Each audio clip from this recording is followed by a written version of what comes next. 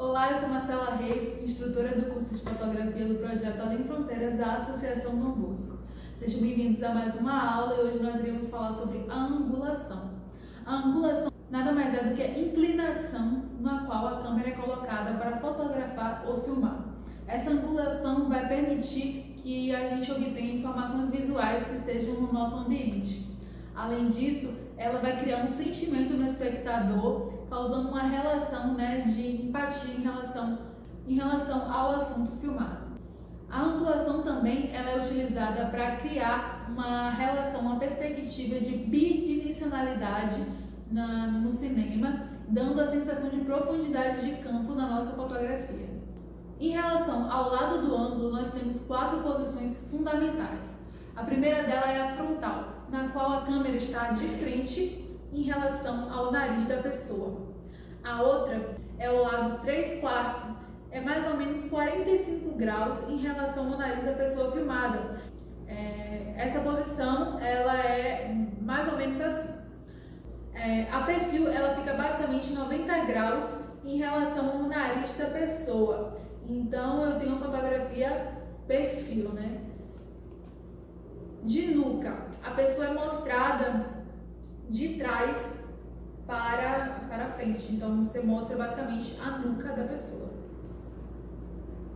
A propósito, esses tipos de nomenclaturas que a gente dá e a relação ao nosso nariz não quer dizer que você só possa tirar esse tipo de fotografia com pessoas. Você pode imaginar um nariz metafísico, carro, navio, casa, etc. Então, não precisa ser necessariamente uma pessoa para você fazer esse tipo de angulação. Agora a gente vai falar em relação à altura do ângulo. A primeira dela é a angulação média. A angulação média é como se é a visão da pessoa, é a visão do espectador. Então, eu vou ter uma altura proporcional ao espectador. Então, é como se eu tivesse... Ele cria uma imagem de proximidade e de altura em relação ao espectador. A gente também tem a câmera alta ou plongée. Ela é mostrada de cima para baixo, A câmera pega a pessoa de cima para baixo e dá um aspecto mais de inferioridade, de tornar humilde. Esse tipo de angulação ele é muito utilizado quando a gente quer passar esse tipo de ideia na nossa imagem. A gente também tem a contra-plongée, ou a gente também pode falar de câmera baixa. É quando a gente mostra o assunto, a pessoa, de baixo para cima. E aí a gente mostra nessa fotografia que um ar de superioridade, de altivez. Então a intenção com esse tipo de fotografia é essa, de mostrar esse tipo de sentimento, de passar esse tipo de sentimento ao espectador. A gente também tem o nadir e o zenith. O nadir é o contra-plongée ao extremo. Então eu tenho uma foto de baixo para cima, extremamente de baixo para cima. Vocês vão ver um exemplo aqui. E a zenith é o contrário do nadir. Eu tenho uma imagem de cima para baixo, mas que é extremamente de cima para baixo. Vocês vão ver a imagem aqui também. Então, no cinema, a gente pode mostrar esse tipo de angulação falando, por exemplo, de uma cena de uma criança e de um adulto. A criança vai ser mostrada de cima para baixo. Então, a câmera vai estar aqui, a criança vai estar aqui, mostrando esse ar de inferioridade, de pequeno, de sensível, enfim. E o adulto vai ser mostrado de baixo para cima, porque vai dar esse ar de altivez, de adulto, de mais alto, enfim. Tudo isso é bem pensado na hora de se fazer uma cena no cinema e também numa fotografia.